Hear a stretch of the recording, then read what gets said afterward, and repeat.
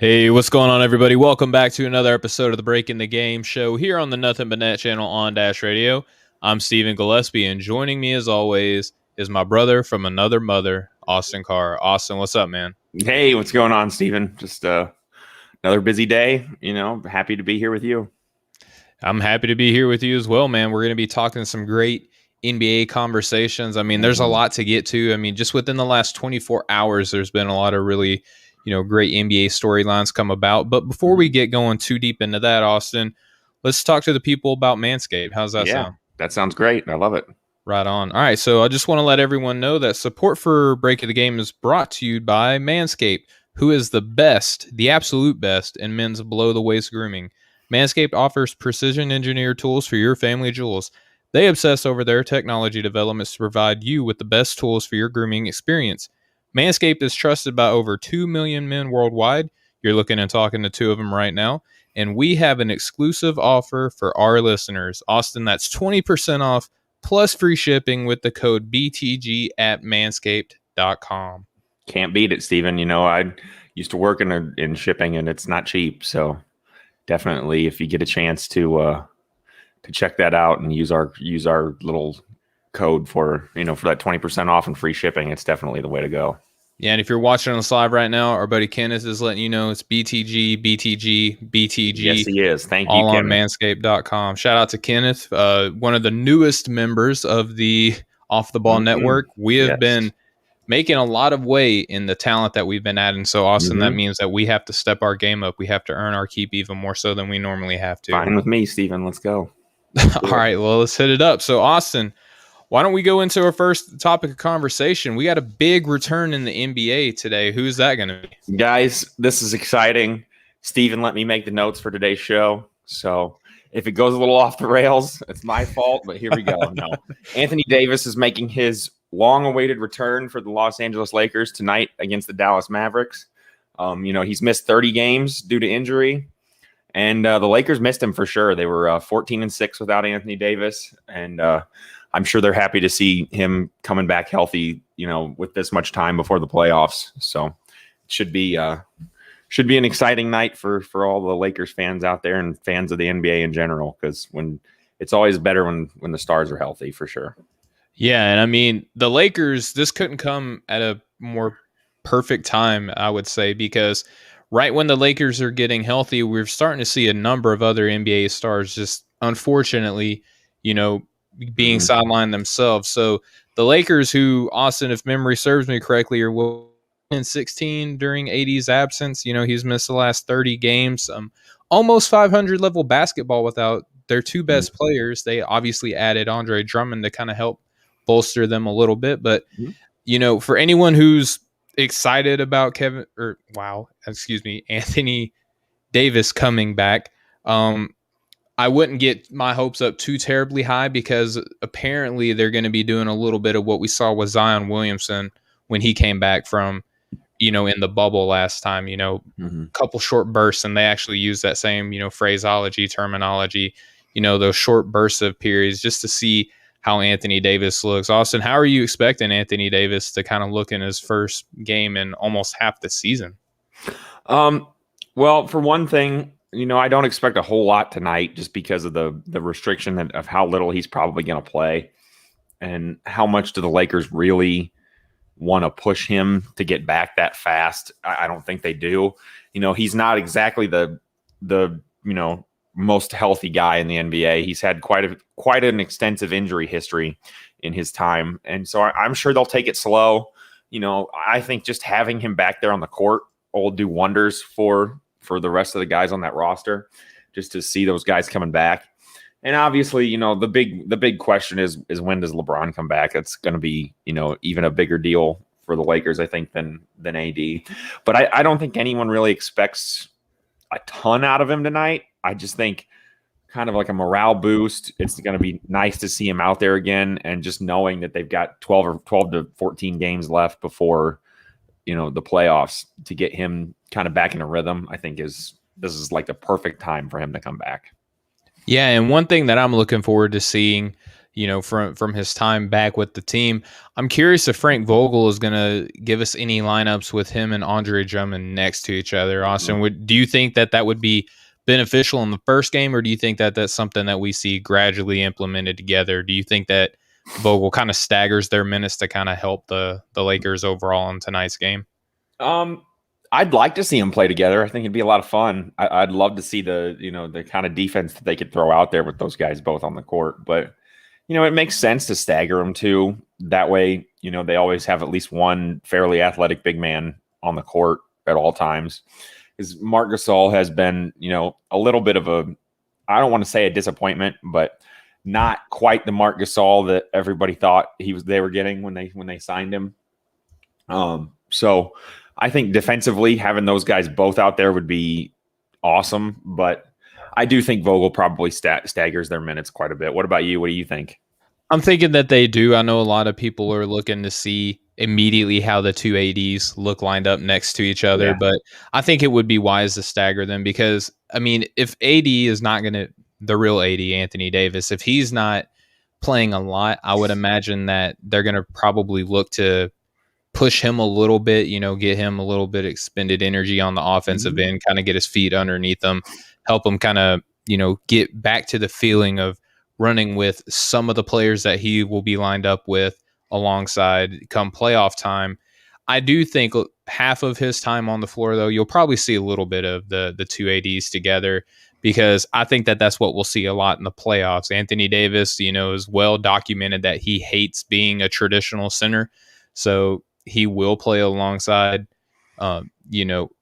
Drummond in the near future. But I could also see a lot of time where, maybe he has Harrell out there with him. Maybe he does have Marc Gasol out there with him a little bit. Yeah, for all the talk that the Lakers were kind of thin at the big man spots, they don't really look that way anymore now. Adding one guy like Andre Drummond and getting Anthony Davis back, all of a sudden, all those worries about not having any athleticism up front are completely gone. And I think you said it best. The other AD, Drummond, is totally okay with kind of being a post banger, if you know what I mean. He has no problem getting in there and guarding the centers for the other team and taking that kind of physical pounding. So I think it's kind of a perfect scenario for Davis to come in. And we both know, his defense makes a huge difference. But right now, this Lakers team needs guys that can score the ball. They've struggled on offense without him and LeBron. So I think having Drummond there to kind of help take some of that defensive load off AD will help a ton, help hopefully keep him healthy. And, the Lakers are looking, unless, there's a setback of some kind, they're looking poised to get healthy right at the right time and kind of make a run at another title here, hopefully.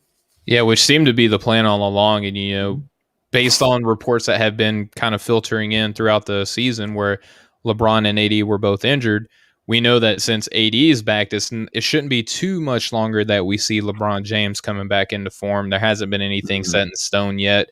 But last reports that I remember seeing were that they were about a week apart from one another. So about this time next week, we could theoretically see a fully healthy Los Angeles Lakers team if there is such a thing as a fully healthy team this season, right? Right. Yeah, there's not been a whole lot of that going on this year. I actually recently read an article that apparently overall injuries are down this year. Which I have a hard time believing for one. Yeah. And I guess if it is true, it's just that a lot more big name players are the ones getting hurt, maybe. And that's what we're hearing. But it definitely doesn't feel like injuries are down to me. I feel like this is one of the more, this is one year in recent memory where there's been a lot more injuries. I feel like at least significant ones. So it's shaped this season more than injuries have in seasons past, for sure. We were just talking about it, like how late in the season, how many times this late in the season are you still like not really 100% sure who you think the best team is, or who do you think is going to make the finals? Like usually you can get a pretty good idea of who the real contenders are. And this year it's pretty wide open. Yeah, 100%. And along with the injuries, we had the health and safety protocols and contact tracing and things of that nature to pull players out too. So even if they're healthy, theoretically speaking, they may still not be playing NBA basketball, and that has opened everything wide up. So As far as missing time goes, in Austin, that I'm working on a piece for the offtheballnetwork.com where I'm outlining how strange the season has been. And I'm at the point in my writing now where I've listed players that have missed significant time strictly due to the health and safety protocol. And that is quite an extensive list. You'll get to see that before, the general public will, of course. And I'm excited. I mean, you're my brother, so you See get that? a little. I got the inside track, people, and whatever you want to know. Just hit him up. My betting tips. I lose money all the time. Hit him up at AustinCar10 on Twitter, and he will tell you all my dirty secrets. All right, so there's not many of them. Steven's a pretty good guy. All right, speaking of good guys, I feel like that's a good segue into our next conversation. All around NBA good guy, the green-eyed assassin. There's several other nicknames for good old Chef Curry. Austin, how good has he been of late? Well, to be totally honest, if this was 3 or 4 years ago, I don't think there'd be any way in the world you would hear me talking about this the way we're about to talk about it. I've always felt like Steph Curry was good, obviously, but all-time great to me was a little overrated, even though he was a 2-time MVP, even though he has won those titles, even though, he's almost not even really much of an argument that he's the best three-point shooter in NBA history. First ever unanimous regular season MVP ever. See, yeah. And I just felt like it was, a little too much for a guy who every time in the finals, yeah, he played well. He probably should have won finals MVP the year that Andre Iguodala won it, and it didn't make a whole lot of sense that he didn't. But nonetheless, he always kind of seemed like somebody that just didn't really shine in the biggest moments necessarily, or when other stars were on the court with him. He kind of just fit in. But that's definitely not the case now. I think Steph Curry is arguably having one of the most impressive runs I've seen in a long time. It reminds me a lot of like 2006 when Kobe Bryant had that crazy run of 40 and 50-point games, and everybody said, how did he not win the MVP that year? And rightfully so. But Steph's run is just crazy. He's scored 30 plus in 11 straight games. That's the fifth longest 30-point game streak in over 40 years. There's 4 other guys that have gone this long, and it's like KD, James Harden, and Kobe, all-time greats. So the usual suspects you hear when it comes to scoring. Right. And then you got James Harden with that 32-game streak was insane. But yes. But nonetheless, Steph Curry's on a pretty historic run of over the last 11 games that he's played. He's averaged 40 points on 7 of 14 from 3. If he played all 82 games this year, and if we were playing an 82-game season, he's actually on pace to break his own record for most threes made in a season. He's at 5.2 per game, and he was at 5.1 the year he set the record. He's still the only player to ever make 400 in a season. Which is unreal. And then just another interesting stat. You know how I am about numbers. In his last 5 games, he's made 46 threes. Over that span, he's the Washington Wizards. Now, they're one of the worst three-point shooting teams in the NBA, and obviously that's why I picked them. But over the last 5 games as a team, they've only made 39. I feel like that shouldn't even be relevant, though. Like how good or bad they are as a team when one player on a team alone in a 5-game stretch is outscoring your entire team. Yeah, that's pretty impressive. It's pretty wild, and just kind of goes to show how different the NBA is now than it was, when our dads and our parents were our age watching these kind of games. Larry Bird's considered one of the best three-point shooters of all time, and he led the NBA in 1985 with his best shooting season ever, and he made 92 threes the whole year. And Steph made half that in 5 games. So it's crazy how much the league has changed.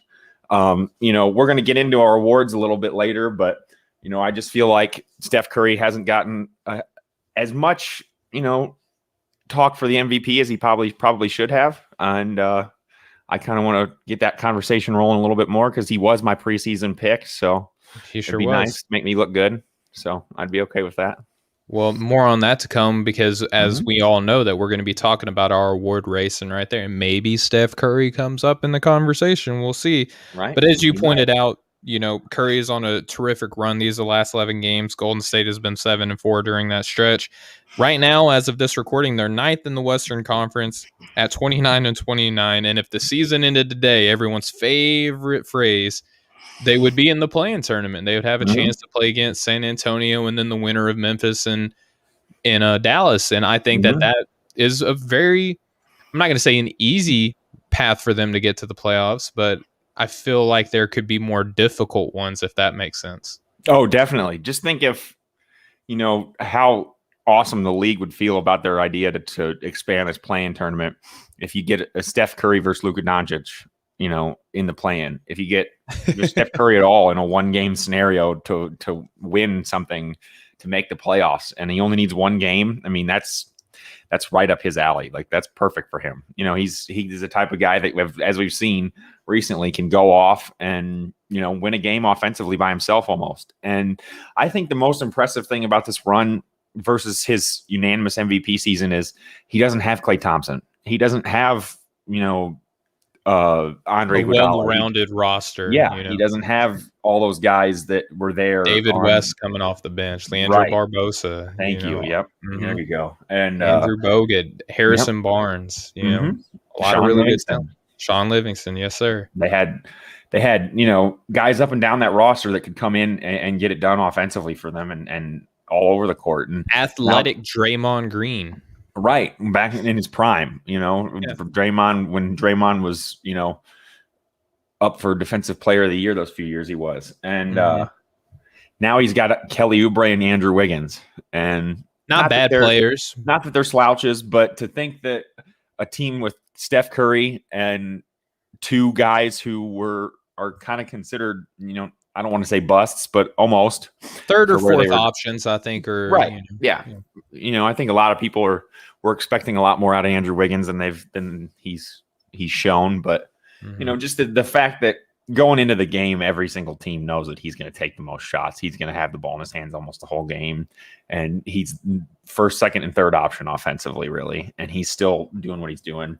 I think he's got 3 50-point games this year. He's got a 60-point game. I mean, that's incredible. And he's getting he's getting done to him what happened to him in college, crossing half court with the lack of, truly elite talent.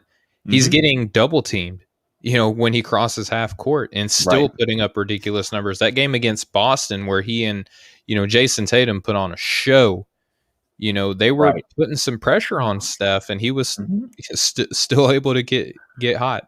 I think something that is overlooked is Steph Curry's ball handling ability sometimes. Yeah. I think you really see it now on a display more than ever, especially with those double teams.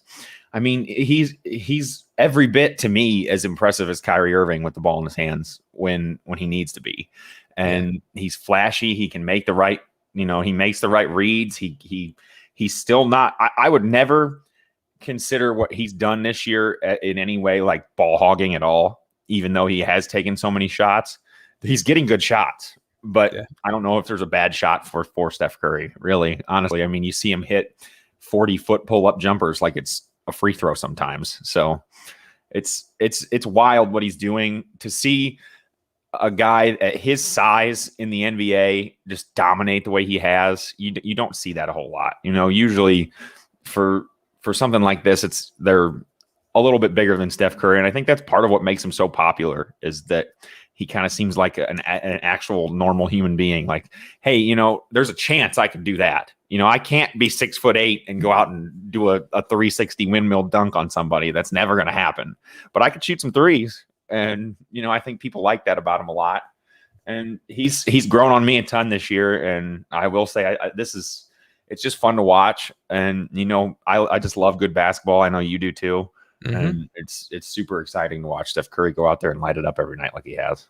Yeah, for sure. And when we say he's small, I mean, comparatively speaking to other players, but he's still about 6'3". The last, the last small guy I can remember just dominating like this is like Allen Iverson, but he didn't do it on this efficiency. And now don't come from my head. I'm not saying that Allen Iverson wasn't great. I'm just saying that Steph is great also.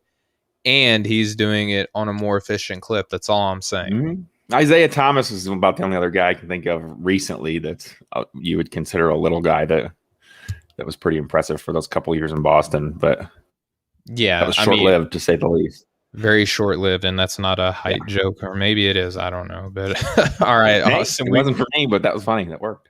I mean, hey, when it happens, sometimes you're funny on accident, and that works. Well, we're both dads, and the dad jokes just kind of come out of us, I think, sometimes. Yeah, we take a class. Every kid you take, the more classes you take on dad jokes, and you get even. That's why you're so good at them. That's why I'm so good, man. Steven has 47 kids, if you guys didn't know. I think that's 47. I don't know. Maybe we have more running around here Child somewhere. support's through the roof. That's why he's on every show on Off the Ball Network.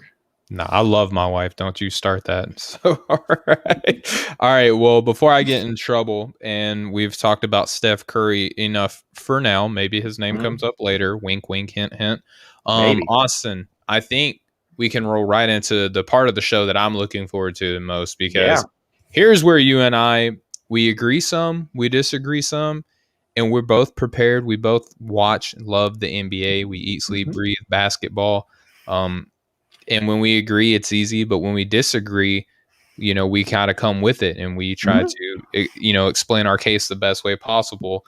And our first one, I'm just going to let everyone know right now, is what we would call a disagreement, I guess. But, a friendly one, right? So it's the closest thing you'll ever see to an argument on this show. Yeah, it's a respectful tiff, I guess. I don't know what you call it. But Austin, and I think that I know where you're going with this. I think that you're like trying to get a raise or something with who you have as coach of the year. Always. And we're going to be talking about this team, it looks like, quite a bit throughout the duration of our award races program. But Awesome. Why don't you open us up with your coach of the year?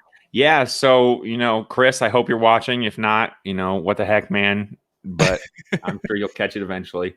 Change it. I did take Tom Thibodeau from the New York Knicks as my pick for coach of the year.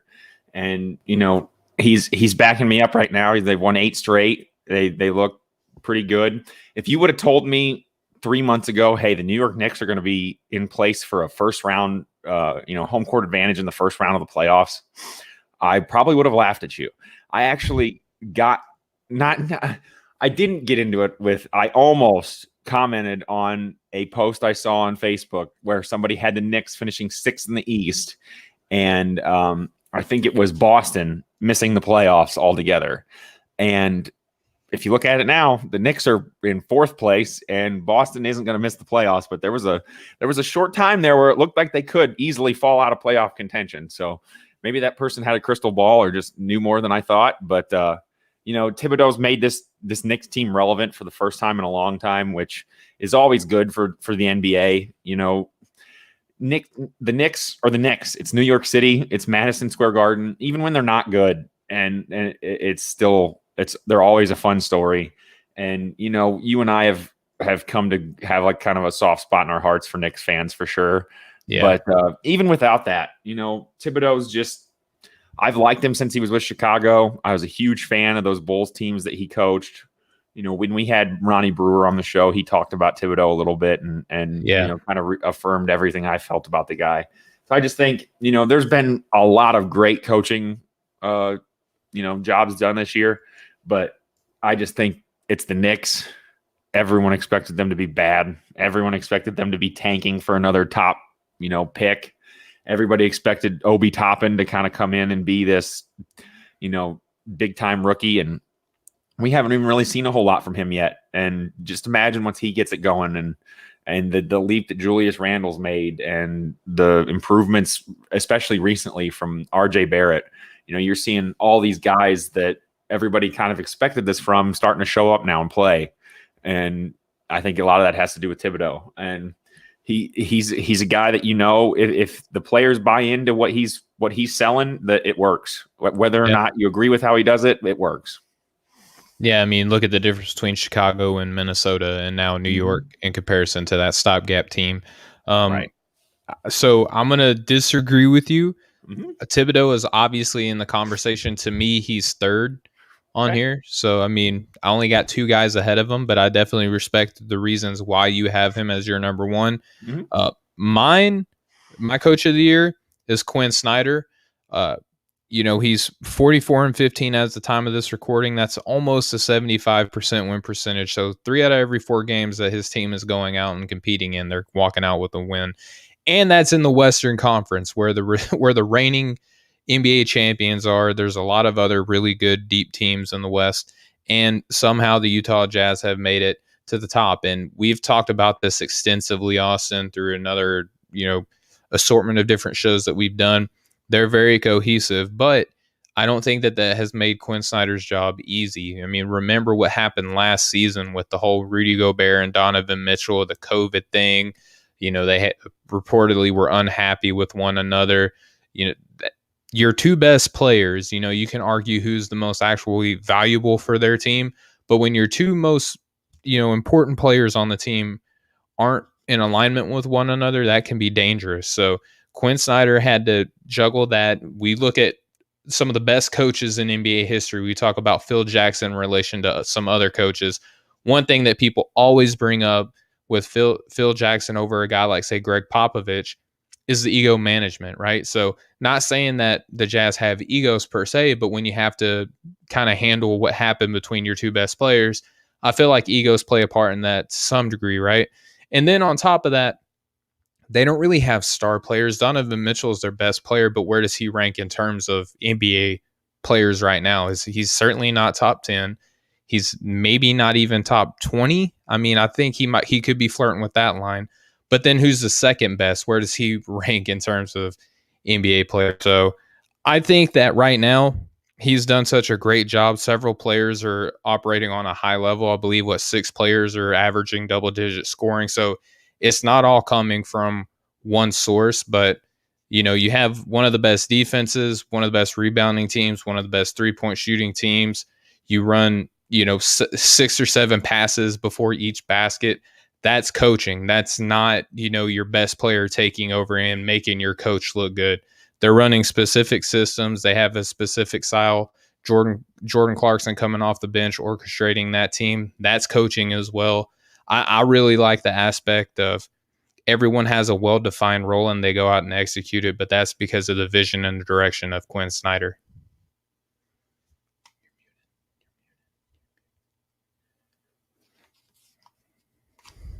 I don't know how I did that. Sorry, I was muted. It's all good. Yes, I just hit the button. I don't know. Sorry. Anyway, I agreed with. I was just so interested in what you had to say. I didn't want to interrupt. I thought that I was like, wow, that's a nice change of pace. Yeah, right. Usually, I can't wait to talk over you. No, I can't disagree with anything you said. What you said about Dallas Utah and the systems that they run. I mean, they're the number 1 3-point shooting team in the NBA, and everybody in the NBA has egos. They all do. When Rudy Gobert turned down a max contract extension, that shows you right there how he thinks about himself. We may not think that he's a very outspoken, guy that's too, high on himself, but obviously he knows his worth. And everybody on this team they know their roles. They know what they need to do and they go out and do it. And nobody has an issue with what their role is. And I think that has a lot to do with coaching because, we heard talks that Donovan Mitchell and Rudy Gobert may not even be able to play together again, that they wouldn't even talk to each other. And haven't heard a word of it since the season started. That hasn't even been brought up once, hardly. And it's impressive to see just, how well that team has gelled together with, a number of guys who, like you said, who is the star on this team. I mean, obviously Donovan Mitchell is the best player, but they've got a lot of guys profile of being the star, right? Right. They've got a lot of guys that just, like we said, they're just solid NBA players. They come in, they know their role, they do their job, and they're winning a heck of a lot of games. Yeah, absolutely. And so, Austin, your runner-up, I believe, is Quinn Snyder. Yes, it is. My runner-up is Quinn Snyder. So, obviously, I'm not too upset with your pick. All right. So, my runner-up is Monty Williams, and I just want to give a list of reasons why real quick. Sure. They're 42-16, 72.4% win percentage. They're a game and a half back from Utah. This team has, CP3, which I believe the whole narrative on the Chris Paul effect does take away from him a little bit because people will talk so greatly about how much Chris Paul influences a team. And I think that takes away slightly from the coach's influence on a team. I mean, Billy Donovan from last year to this year, he's still doing a decent job of coaching in Chicago. But with the team that he had in Oklahoma City last year, he looked probably a little bit better than what he should have because of Chris Paul.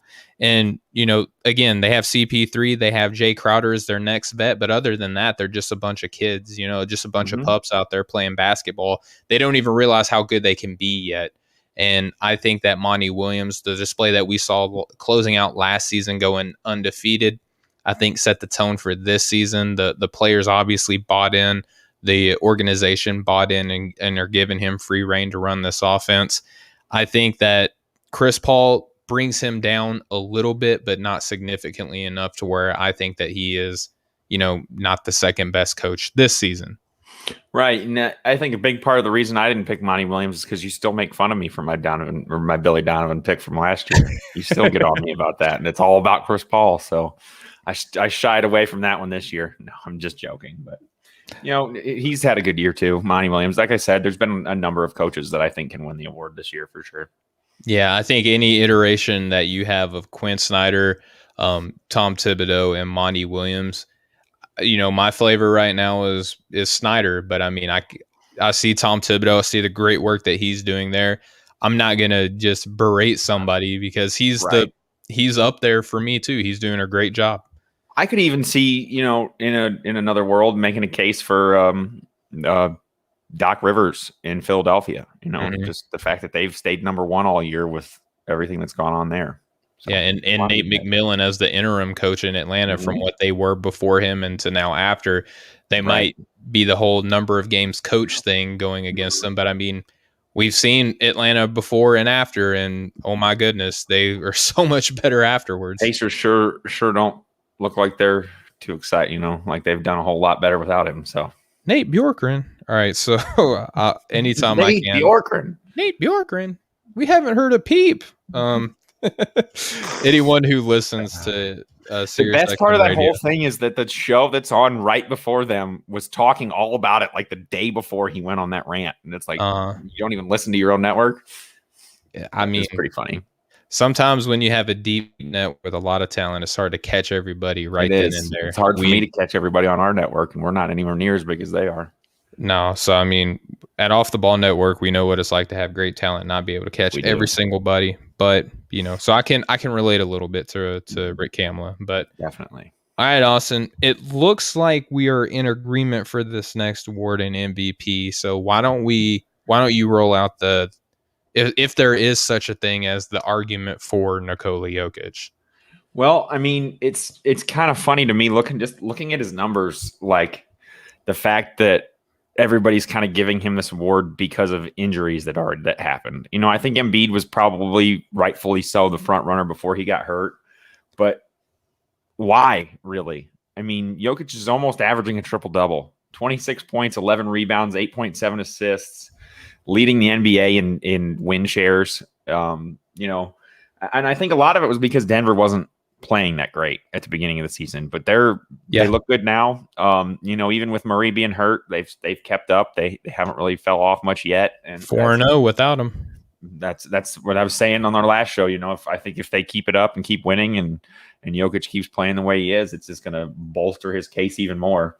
Lots of guys have come and went, kind of come and gone in this race. Guys that have for a minute there looked like, oh man, he could really take over. And one guy that I didn't even put on my list, he's not even my runner-up, is Giannis. He's one of the few guys that I think would have a good case to make against him. He has been healthy most if not all of the year. I think he's missed about 6 games last. He's put up really good numbers like he always does, but unfortunately, and it is a regular season award, but unfortunately, his playoff,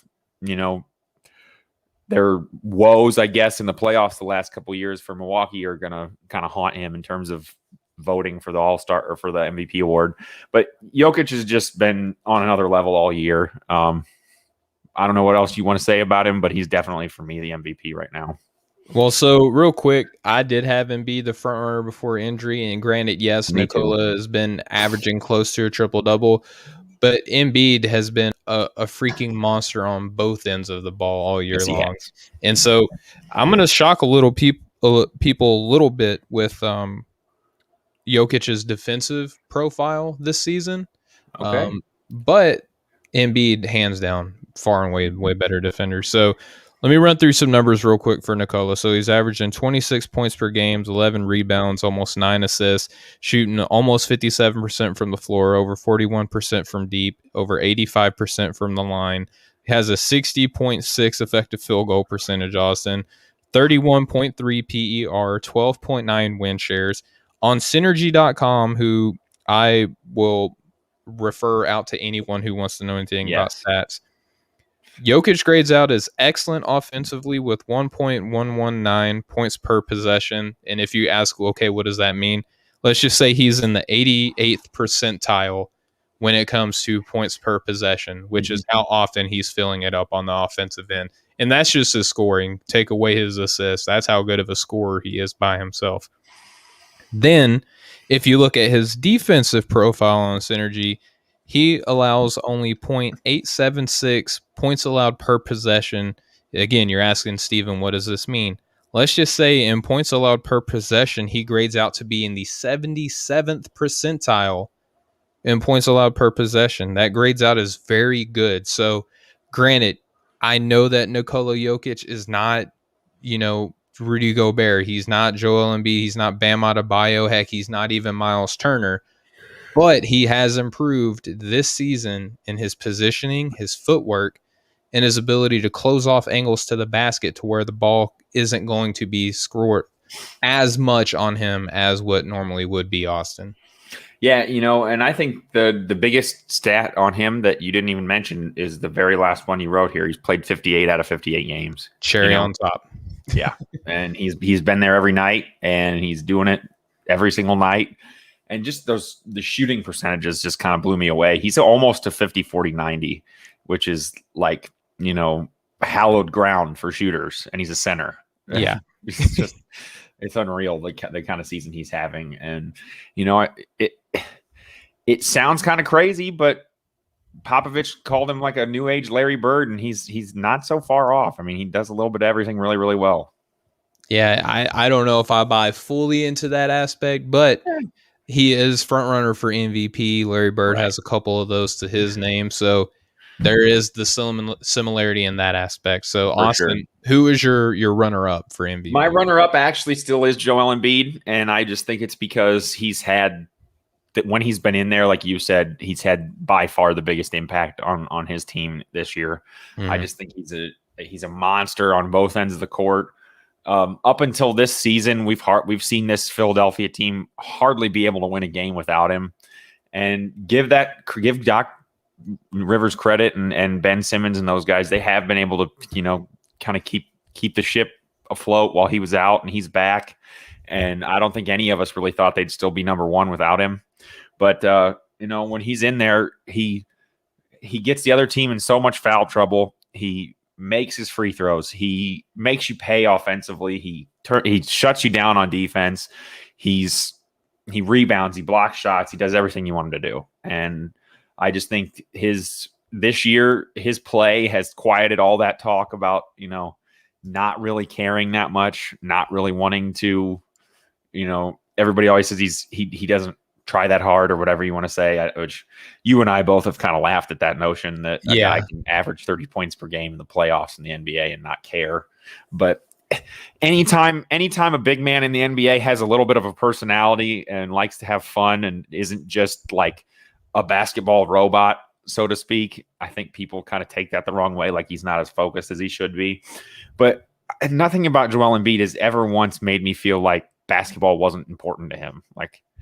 He's kind of a trash talker. Like he likes to go out there and dominate and show off and prove that he's the best. And I think that's what you want out of people in the NBA. And I just think, if he hadn't missed a quarter of the season or, more, that we'd still be talking about him as number one for the MVP for sure.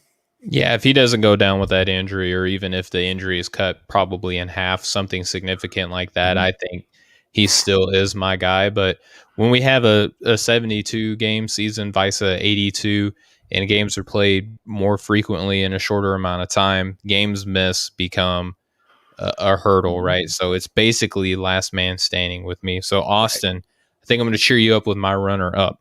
And the Mhm. caveat into this is that he has to make the playoffs in order for me to consider him MVP worthy. But I have your boy Stephen Curry All as right. my runner-up. I think that this may be his most impressive season individually, Austin. I I mean, think so. he's leading the league in scoring. He has single-handedly put his team within playoff distance, and we've already mentioned that his two best players at best should be third or fourth options anytime they're on the floor, and they're second and third. So, Draymond Green, as great as a defender as he was, he needs other people around him to alleviate pressure. I mean, missing Klay Thompson certainly hurts offensively, but I think what has gone so far underneath the radar is how great of a defender he is, because he allowed Steph to guard the other backcourt player, or the other Clay guards backcourt the guy. best player on the other team pretty much every time he's out there. Yeah, and that also helps and makes Draymond Green better when not everything is funneled directly at him, when he can kind of play free safety back there a little bit and play off of other guys. He looks a lot better than when he's put in this Rudy Gobert role. He can't play that level of defense, at least anymore at this point in his career. Maybe, 15, 16 that season he could, but I mean, Steph Curry right now, he's doing like I said, he's leading the league in scoring at over 31 points per game, over 5 rebounds per game, almost 6 assists per game. He's shooting almost 49% from the floor, over 42% from deep, over 92% from the free throw line. He's got a higher effective field goal percentage than Nikola Jokic, and he's a center. All right. He's got a 26.3 PER on a losing team. He's got 7.3 win shares on a losing team. He grades out as excellent offensively on synergy at 1.172 points per possession. That's in the 95th percentile. And he hasn't thrown his defense completely away. He's not blowing anyone away with his defense. But the fact that he is this team and he still grades out as average on defense, I think is phenomenal. And he has played every single game for Golden State this season. And with this team, and considering that this season is so strange, if he makes the 8th seed, I see a world where Steph Curry could win another MVP this season. Yeah, me too. And, I talked about it earlier in the show, but it does kind of remind me a lot of that Kobe season in 06 where, no one thought that team was going to make the playoffs. He very well could have and should have probably won the MVP that year. And this is another instance where this season is so weird and strange, and other than Jokic, really all the guys ahead of him have missed so much time that he could very well make a push for the MVP, and he probably should. And, he was asked about that either today or yesterday, and he's pretty adamant that he feels he should be the MVP. He said he probably won't get it, but he thinks he deserves it, and rightfully so. I mean, it's hard to really just look at individual performances and pick a guy that's been better than him all year. Yeah, you're 100% right. And the fact that, one, he realizes that he is in that he's in that stratosphere right now of being most valuable player, but also understands the politics of it, that his team isn't high enough to where he will likely get that award. I believe that Russell Westbrook is the reigning lowest ranked MVP as far as standings, and I believe he was a 6th seed. So again, I think this is a weird season. I don't think that you can play by traditional rules right now. You can't copy and paste what has happened before this year and just apply that, as a blanket for how this season has gone and award it in that same manner. You know what I mean, Austin? Yeah, for sure. Like we said, it's a wild year. Anything could happen. And if a team that nobody really, when Klay went down, nobody really expected a whole lot from, I don't think. Their rookies out for the rest of the year too, and James Wiseman. Yep. And they just keep going, and Steph just keeps doing his thing. And it seems like every time someone else is missing a game or someone else doesn't play well, he picks it up another step. And not just the 46 threes in 5 games, but some of those shots that he's made have been unreal. I saw a pretty funny graphic today of him hitting like 35, 40-foot shots, and every time the ball went through the net, like a big splash came out of the rim, and it was pretty cool. It was pretty funny. It reminded me a little bit of the slime zone that Nickelodeon did in the Super Bowl. Yep. That was pretty neat. But it's been impressive all around. There's nothing else really I can say about it. Yeah, and one way that people argue MVP is like, what does this team look like with and without this guy? Is this an NBA team, Austin, without Steph Curry? I mean, I don't know who's going to score points. I don't know. I mean Andrew Wiggins. Offensively, I don't know what their rank is, but they're not super high, and he's averaging. He's leading the league in scoring. So you take him off there, and I don't know. They definitely don't resemble much of a not a competitive NBA team, to say the least. I mean, if you just look at the win shares that he applies, we'll round it down and call it a clean 7. Let's take 7 wins away from Golden State. That gives them 22 wins right now. They're 13th in the Western Conference right now without Steph Curry. Mm-hmm. And right now they're 9th, almost 8th. They're a game back of the playoffs right now. Mm-hmm. And very easily, just keep going on this run. They very easily could sneak into that 8th spot. Yeah, I mean, if you look at the last 10 as an indication on who's going to finish 8th, the Grizzlies right now are 5-5 in their last 10. The Warriors are 6-4. So, and who do you trust more, Steph Curry or anybody on Memphis's team? I mean, I trust Steph Curry more, but I would argue that Memphis does have the deeper team. But for sure, I mean, when it comes to playoffs, that roster shrinks and the stars are amplified. And Steph Curry has a pretty proven track record in the playoffs. Yeah, that's for sure. He's been there, done that more than once. So, yeah, and the Grizzlies will just be nice and say they have not. They actually lost the 8th seed last season to the Portland Trailblazers due to pretty similar circumstances. They kind of fell apart down the stretch last year, and it'd be hard to swallow as a Memphis fan if they do that again, but. At the same time, with a guy like Steph Curry, just absolutely on fire, breathing down your neck, it's hard to really fault anybody in that kind of scenario. And what's funny is that the Dallas Mavericks have been very outspoken that they're against the play-in tournament, but the Grizzlies, who very well could get played out of the play-in tournament 2 consecutive years, haven't heard a peep from the Memphis Grizzlies. Right. On that. Boy, you're feeling it tonight, Steven. I like it. I like Rick Kamler, dude. He's my guy. He's one of my favorite personalities. Me too. I like him too. All right. So, Austin, we're kind of getting up against it here, but we'll proceed. And what we don't finish, we would encourage everyone to go look up Breaking the Game anywhere podcasts are available. You'll see this nice little microphone here and that nice little basketball going through hoop over there. If you're watching, please go and check us out, and we'll close out the award race on that. But, Austin, we share our Defensive Player of the Year. And we have been speaking on this guy pretty extensively. I wasn't shocked when I saw that you had him, and I hope that you're not shocked that I have him, especially considering that I put out a graphic already earlier, like a week or so ago, having him. Right, and that did kind of tip me off a little bit, but I still am a little pleasantly surprised that you've come around to the Gobert train like I have. I was obviously the conductor of that train, leading the charge early this season. But I think everybody knows Rudy Gobert's defensive prowess. It's ridiculous. You love to talk about synergy. And unless I'm wrong, I think he's still number 1 in points allowed per possession in the entire league. So let me help you out here. I'll give you my synergy stats right now. There we go. He's graded out as an excellent defensively. He allows 0.839 points allowed per possession, which is the 85th percentile in the such stat. He is first among players with 500 or more defensive possessions, and he is first in defensive possessions overall at 1,134. Second is DeAndre Ayton at 1,086. So he's got the most defensive possessions and grades out as the best defender per possession.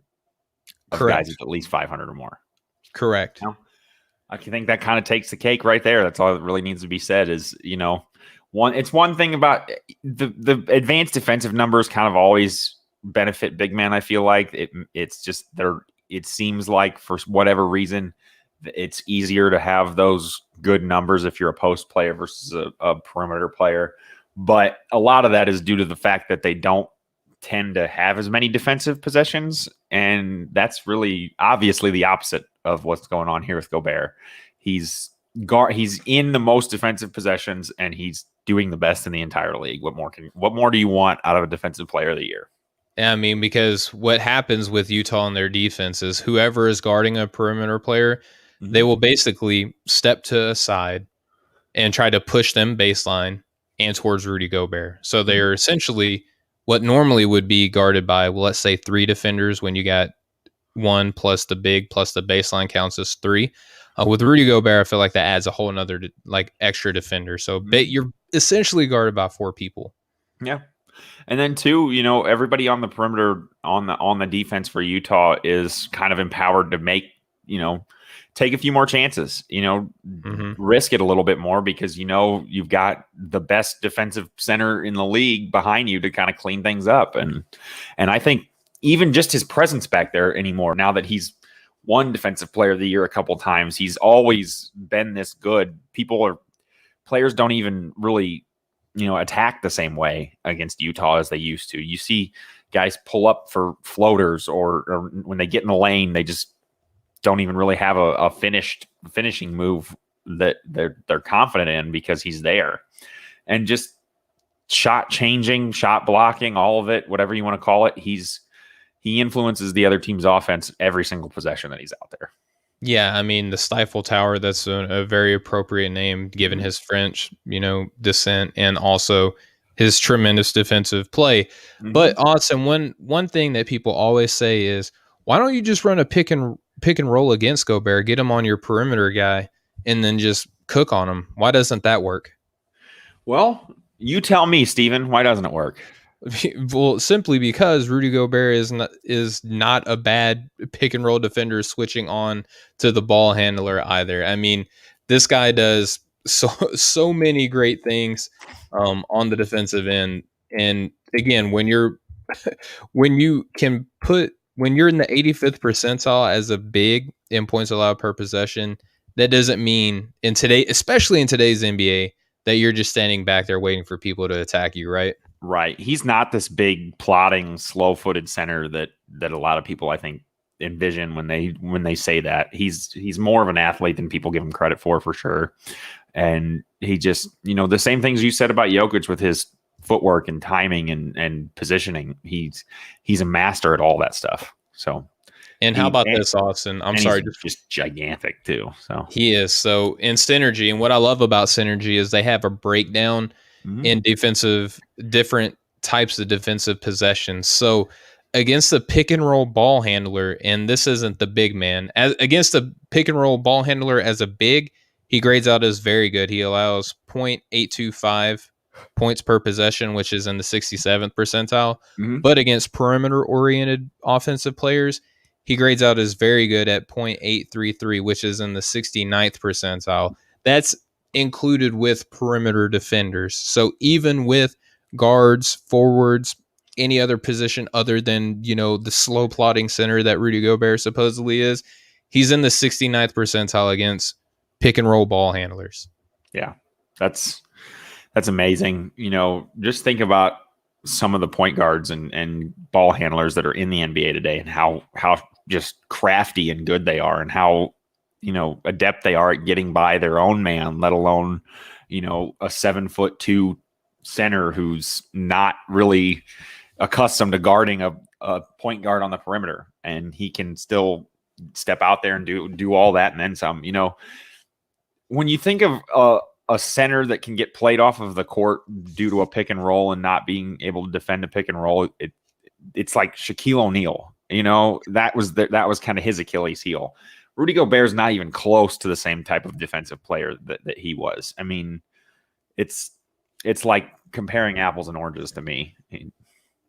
Yeah, wholeheartedly. So, Austin, we're kind of up against it now, but we're going to continue this conversation on our podcast. But for everyone that tuned into us on the Nothing But Net channel on Dash Radio, for everyone who's watching and listening to us live right now, just hang out where you're at. We're going to continue on. You'll still be able to view us right now. But again, for everyone who tuned in on the Nothing But Net channel on Dash Radio, we just thank you so much for your time. Thank you for tuning in to us every Monday and Friday at 6 p.m. Eastern, 3 p.m. Pacific. And it means the world to us, right, Austin? Yes, it does. Just anybody that takes time out of their day to listen to us talk about sports, it's awesome to me. It still blows me away that we have as many fans as we do and that we've been doing this as long as we have. So thank you very much to all the listeners as always. This is the best part of our day for sure. Absolutely. And don't let this be the end of your best day. What you can do is you can go to manscaped.com, Yes. get 20% off and free shipping with the code BTG at manscaped.com. That's 20% off with free shipping at manscaped.com, and use code BTG. Unlock your confidence, and as always, use the right tools for the job with Manscaped. And when you do that, your balls will thank you, your significant other will thank you, you will thank yourself, because it's such a great product. Mm-hmm. Yeah, and it's more than just grooming products. They have everything. They've got boxers, they've got undershirts, they've got all kinds of stuff that men don't even. A lot of times, men don't even realize that they need until they try it out. But everyone will thank you if you go to Manscaped for sure. Absolutely. I'm wearing their t-shirt right now. It's one of the most comfortable t-shirts I own. I'm wearing their boxers right now. I literally went on and bought a whole mess of their boxers. He's a walking billboard for them, and that says something. I mean, if people see my underwear, then yes, I am a walking billboard. But literally the best underwear that I've ever owned. So go check them out. Use promo code BTG. I even use my own promo code because I'm that cheap, and I got 20% off and free shipping, and right? I love it. Why wouldn't you? I don't know. It beats the heck out of me, Austin. But I just want to thank you so much for your time, man. And you too. We'll close out. So for Austin and myself, Breaking the Game show for the Nothing But Net channel here on Dash Radio, for the Off the Ball Network, go to offtheballnetwork.com for all of your sports needs. For the game of basketball in of itself, we have been the Breaking the Game show. We'll catch up with you guys next time. Much love, everybody. Have a good one. All right, now we can continue on with our award race here, Austin. So good. For everyone who's joining us from the Nothing But Net channel on Dash Radio, thanks for coming back on and continuing this on our podcast. Please feel free to subscribe, share, rate, and review. 5 stars makes all the difference. Comment in on the show too. We love that. We'll talk to you. We don't bite. We love the interaction. So, Austin, we gave our Defensive Player of the Year. Where we're left at now is our runner-up. And if my notes serve me correct, and I don't have any reason to think that they don't, we both also agree that Ben Simmons is our runner-up. So why Ben Simmons? Well, for a lot of the same reasons that Gobert's the winner, I think. Synergy numbers just back up that he's been, if not the best, the second best defender all season. And he is a perimeter player. So any of those excuses that you want to make for why Gobert's numbers are so good don't really count for him either. So he's taken a step back offensively this year for this team, I think by design, and kind of focused on defense. And one of the things that I just keep kind of hearkening back to and is pretty fresh in my mind is the game a few weeks back against the Nets when James Harden was going on his pretty torrid streak there for a while and had just kind of joined the team. And he was getting some real MVP talk at that point. And Ben Simmons absolutely put the clamps on him for a very long stretch in that game, to the point where they had to call timeout a couple times because he almost couldn't even get the ball down the court. And it was insane to watch someone that's as good at especially at breaking down a defender one-on-one as James Harden is, which I don't know if there's hardly ever been anybody better than him at that. And he just, he's been lights out defensively all year, and he guards the best guy on the other team just about every night. He can guard 1 through 4 at least. He's got the size to guard bigger post players. He's got the speed and the footwork to guard the smaller guards, and every turn he kind of just whatever they need him to do defensively, he can do. Yeah, and I think that's one thing with this Philadelphia 76ers team that Doc Rivers really looked at and said, look, Ben, you're going to be the third option on the offensive end, so what we need you to do is expend even more energy on the defensive end, and that's what they've done. I mean, when you look at Philadelphia's team defense, They're second overall in defensive efficiency and defensive rating. And a lot of that sits directly on the shoulders of Ben Simmons. He guards the other team's best player, gives you more than a steal and a half per game. He gives you 2.3 steal percentage, which is freaking phenomenal.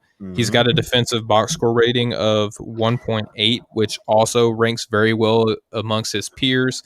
And per synergy, he's graded out as very good defensively at .853 points allowed per possession, which is only good enough, Austin, to get him in the 82nd percentile in that category alone.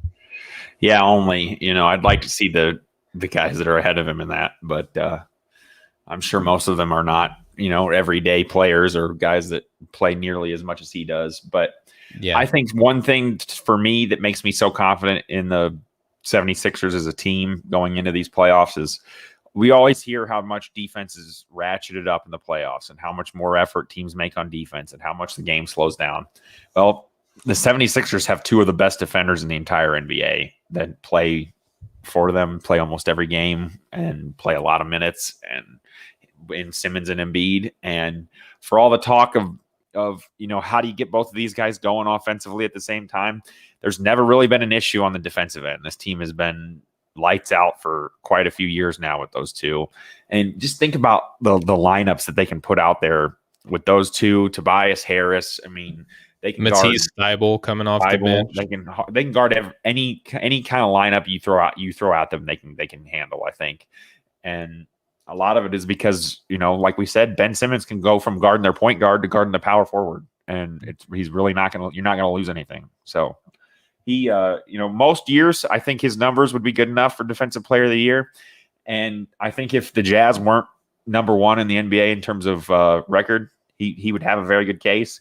But I just think with them being in first place, and we know how award voting goes, I just think that's going to be too much for him to overcome to actually win it. But he's deserving of a top 3 finish for sure.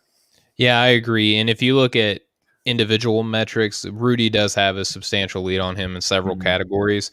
But one thing that Ben can say is, I'm the best defensive player on my team, and my team is ranked higher than Rudy Gobert's in these categories. I mean, the Jazz are 3rd and 4th in the respective categories that I listed earlier for Ben Simmons. So Ben also has that argument, and he can say that he is responsible every night for guarding the other team's best players, so long as it's not the center, maybe even some nights the 4. Whereas Rudy Gobert, he doesn't have that responsibility. He's more of the enforcer. He's not going to go out and check, Darren Fox if they play the Kings, whereas Ben Simmons might be that guy on his team. So his overall responsibility, the amount of positions that he defends, from the initiation of an offensive set, I think Ben does have that argument to be made. However, the number of defensive possessions that Rudy Gobert holds, while still also ranking among the best who have played a significant number of possessions, I think that kind of tips the cap to him. Yeah, I agree with everything you just said. Ben Simmons does have a good case for it, but the numbers do kind of benefit Gobert a little bit more. But more than anything, Ben Simmons doesn't really seem like the type of guy that's going to, really going to bother him too much if he wins it or not. I don't think he's too focused on individual awards. He doesn't really strike me as that type of player. I don't know, because he did mention the fact that he dropped over 40 against the Utah Jazz, and he was like, and that was against the best defensive player in the NBA. That's true. Yeah, so he did do that. All of them, obviously when they get their chance, they want to show what they can do. I just think Ben Simmons strikes me as the type of player that doesn't really care what other people think a whole lot. He's going to be himself no matter what. Yeah, and he's at best, or at worst rather, he should be on the All NBA defensive first team this season, which he's deserved to be on a defensive team for quite some time now. Yes, he has. Yep. All right, so Austin, we'll roll into our next award, which is the 6th Man of the Year. Again, we're of like mind, and I think probably 99% of everybody in the world is going to pick this guy. That's Jordan Clarkson as 6th Man of the Year. He's 17.5 points per game, 4 rebounds per game, over 2 assists per game. I say only shooting 42% from the floor, Most of that's coming from difficult shots. He's shooting 35% from deep, 94.9% from the free throw line, Austin. That's stupid good. 52.5% effective field goal percentage, 16.7 PER coming off the bench. That's pretty impressive. 3.1 win shares coming off the bench. That's impressive. And he's got a 29.1 usage percentage. Awesome. What has made Jordan Clarkson, in your eyes, the hands down sixth man of the year? Well, for one, he's the leading scorer off the bench, I'm pretty sure, by a fairly wide margin, by 2 or 3 points per game versus the second best guy. He's kind of the leader of this team when Donovan Mitchell's not on the floor, or when he comes in. He plays his role. He's just like all the other Jazz players. He comes in, he does what he's supposed to do. He's been, stupid efficient all year. 95% from the free throw line. That's unreal. That's insane. This has been, I feel like this year there's been a lot of guys that have shot well over 90% from the free throw line this year, which is not always the case.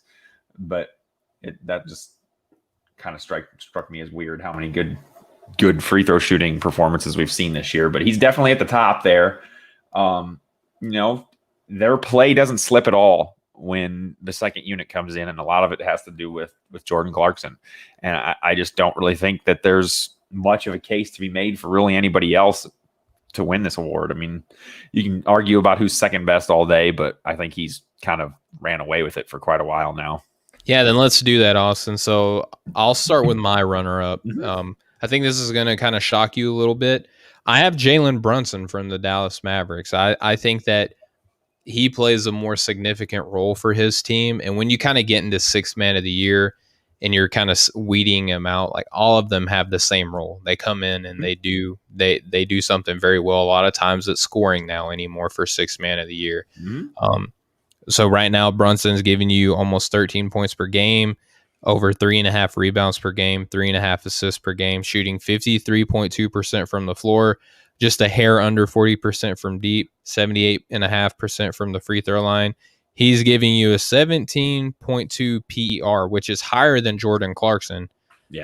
4 win shares, which is higher than Jordan Clarkson, on 9% less usage percentage. So I think obviously when you look at usage percentage, a couple of guys have a case to say like, okay, well, I do more on this team, but it's really hard to look at what Jalen Brunson is doing and say that he's not doing enough for this Dallas Mavericks team.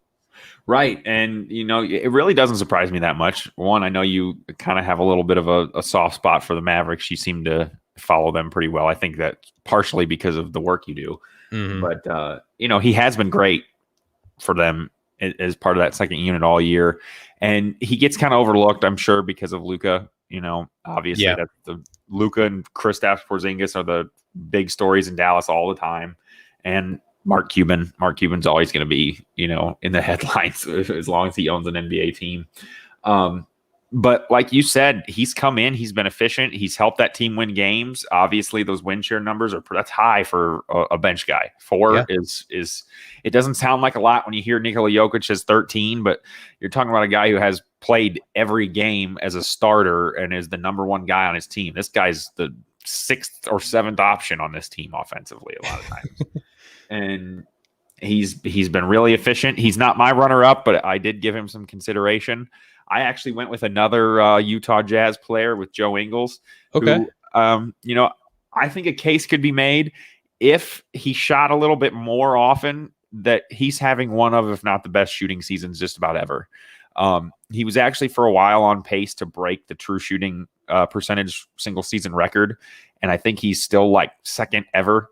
And all but one of the other top 10 seasons are from centers.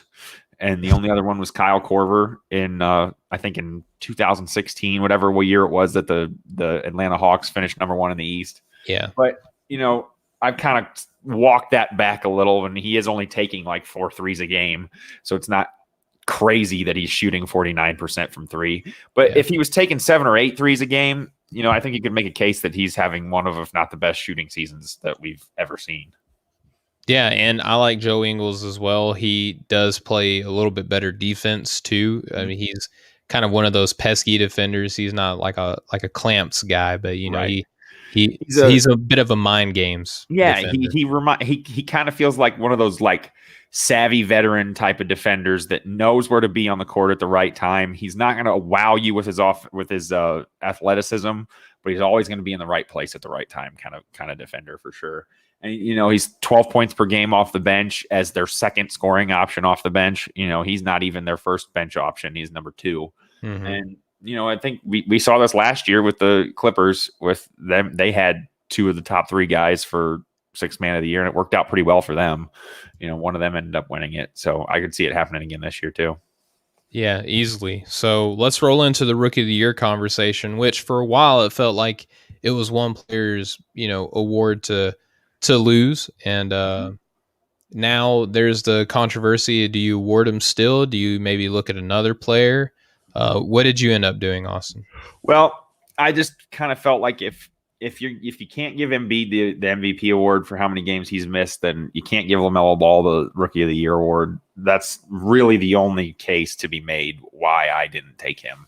I ended up going with Anthony Edwards, just because LaMelo got hurt, and I think LaMelo Ball has shown everybody that he's on his way. I don't know if he's number 3 on the top 25 list. I think we've kind of knocked that notion down enough, but yeah, but he's up there, and he put on an impressive season before he got hurt. I think the fans in Charlotte have a lot to be excited about, but maybe not the fans in Minnesota, depending on this new ownership group, if they decide to move the team or not. But wherever they end up, I think whoever ends up being a fan of Anthony Edwards, they've got some stuff to be excited about too. He's put up pretty impressive numbers. He's the leading scorer of all the rookies. I think he's at like 18 points per game. Yeah. He hasn't been the most efficient, but rookies usually aren't. And that's normal. And I think if this was 10 years ago, efficiency wasn't really even talked about a whole lot back then as much as it is now. Not 10 years ago, though, Austin. But I'm just saying, 10 years ago, I don't think there'd even be a question that he was Rookie of the Year. And obviously the game has changed, but he's already got some impressive highlight reels. He's got a lot of people are saying is the dunk of the year, and maybe even better than that. I don't know. I think it's the dunk of the year. I wouldn't put it much higher than that. It's not the greatest dunk of all time, but no, it was pretty nasty. It was impressive.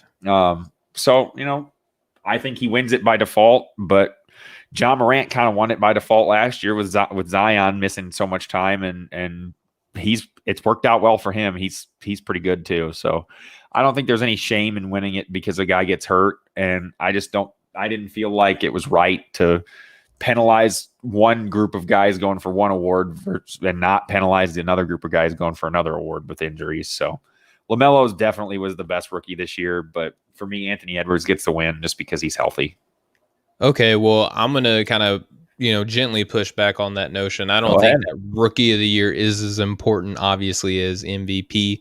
And when you talk about the games that LaMelo missed, he missed less time he's missing less time than what Joel Embiid has missed. And I mean, if we're being honest, Joel Embiid is probably going to miss more time too. I think that that's what people are looking at. Traditionally speaking, we know that Joel Embiid, even when he's healthy, quote unquote, is still going to miss time, due to the fact that they want to keep him from being injured again. I still have LaMelo Ball because he's also rumored to come back. I don't know if you've seen that, but I have not. I had heard he was out for the year. So no, he's actually supposed to be coming back before the playoffs. So hey, there you go. I think that he still right now is Rookie of the Year, especially if he wasn't returning, I might be on board with you and saying like maybe keep him out altogether. But from everything that I've been seeing and reading, he's supposed to be coming back. And if he can come back and continue that play, I have zero reason to doubt that he won't. But just under 16 assists, 16 points per game, just under 6 rebounds per game, over 6 assists per game. 45% from the floor, 37.5% from deep, almost 79% from the line, 52.8 effective field goal percentage, 18.6 PER, and 2.9 win shares. I mean, I don't think that you're going to disagree with me based on the numbers and what we've seen of him, that he's rookie of the year. So I'm curious to see who your runner-up is, though. I actually, because I kind of disqualified LaMelo due to, the injury talk and all that, I actually went with Emmanuel Quickley of the New York Knicks. And it's not just because promotion. It's not just because of who our bosses are or who we work with. It's honestly, I feel like he's had a really impressive season. Coming in and playing the point guard for an NBA team is not an easy thing to do. Usually, you don't see rookie point guards, blossom this way with a team the way he has. And he struggled a little bit recently, but he's had a really impressive season with the Knicks. I don't have all of his stats in front of me, but I know he was over 90% from the free throw line as well for most of the season, if he's not anymore. I know he's struggled a little bit recently, but he also, when he's on the floor, takes more shots per minute than anybody on that Knicks team. And he's not afraid to take his shot. He's not somebody that everybody was like ranting and raving about coming into the draft. And I just I like that he's been a little bit of a pleasant surprise coming into this season. And just that, to be honest, with Wiseman getting hurt, with LaMelo getting hurt, Tyrese Halliburton was another one that I thought about. But at the same time, their numbers are extremely similar, him and Quickly's on a team that's in the 4th in the East, and Halliburton's on the Kings. So, I got to check Emmanuel Quickley's numbers, because Halliburton right now, he's putting up over 12.5 points per game, 3 rebounds, 5 assists, 47% from the floor, almost 42% from deep, 84% from the line, 16 PER, and 3 win shares on a really bad Sacramento team. I have him as my runner-up, and if I couldn't take LaMelo Ball, I would take Halliburton over Anthony Edwards, because the efficiency's there, the playmaking's there. He already, to me, has a more veteran game than Anthony Edwards. My feelings about Edwards are not a secret to you. I mean, I don't look at him in the same lens as you do. Right. Still a good rookie. I just don't. When I look at what Halliburton can do and the player that he can be, that intrigues me a lot. But even this season, I mean, he's given you 13 points, 5 assists, and 3 rebounds, not even as a primary option. I mean, if we're being honest, Anthony Edwards' numbers are there because for a long time this season, he was the guy, Right. And he still to an extent kind of is. So, yeah, he's in a position where, who else is Minnesota going to feature? Obviously, they've got Karl Anthony Towns and D'Angelo Russell, but they're not winning games. They're not competitive in a lot of the games. And why in the world wouldn't they, feed their top overall pick as much as possible, to see what they do have in him? Quickly's numbers are not quite as good as Halliburton's. 12, 2-2, only 39% from the field. He's a 39% 3-point shooter. He's at 89% from the free throw line. His PER is 16.4, and he's got 3 win shares. So pretty similar in some of those areas. Too far off. I kind of gave him the edge a little bit because New York's winning and Sacramento isn't. But I don't think Sacramento's losing because of Halliburton by any stretch. It's just how I feel. Not at all. And I understand that. Quickly is definitely top 5 for rookie of the year on my board, but I got Halliburton runner up, and still LaMelo is good enough to me for rookie of the year. Now, Austin, this is where I think a lot of our disagreement's going to come up. This is going to be for the most improved player. You don't even have my guy as a runner up, and the guy that you have as most improved. There have been a lot of people advocating for him, and to me, it feels like a push, to use the wrestling term, it feels like a push. And people are acting like I said, it's the Knicks. It's the media capital of the world. I'll save mine for my turn, but I'll let you lead off. With okay. So full disclosure, I left a guy off here kind of just to annoy you so you and I could have something to debate about with this. Okay. I think you know who I'm talking about. Yeah. But my most improved player is Julius Randle. He just had another 40-point game. He's had 2 recently. The Knicks have won 8 straight. The dude is shown up at every step of the way this year for a team that, like we said, everyone thought was going nowhere all year. And he's the number 1 guy on this team. He's a first-time All-Star for a reason. And just all those things kind of add up to what you look for in most improved player. There's been guys that have had better, increases in their numbers this year, which I think is obviously the number 1, category you look for when you're trying to pick this. But he's led his team. He's the number 1 guy. He got his first All-Star nod, and he's averaging 24 points a game. And I just think he's shown everybody that, the Lakers weren't wrong to take him 4th overall. No. And I think, if he doesn't break his leg in the first game of his career, who knows? The Lakers may still have him. The league could look completely different. And he may have been somebody that they absolutely felt like they had to hold on to. But he's shown that he can lead a team and be successful at it. And I don't know if anybody really knew that would be the case going into the season. So I just think he's improved every part of his game. He's gotten better as the year's gone on too. And I just think he's the main reason that the Knicks are in 4th place and not 12th. Yeah. And so I understand all of that. Like, so whenever I give my case for my guy, I'm not saying that Julius Randle is bad or that he's not even in the conversation. He's my runner up. Right. And I think I'm even kind of settling a little bit in what I look for in most improved player, putting him there. Here's my thing. I think that Julius Randle, obviously you mentioned the New York media as a big reason as to why that he's getting a lot of buzz. Detroit doesn't have as, nationally recognized a media outlet as New York does. So, or excuse me, Detroit, excuse me. I'm sorry. I'm trying to keep my composure. You said Detroit. I'm just saying it's Detroit. Oh yeah. What do you expect? I don't know. So what people are doing with most improved players is that they're putting this season, they're putting MVP criteria in there to me. They're looking at who is doing better one-on-one against each other this season between Julius Randle and other candidates.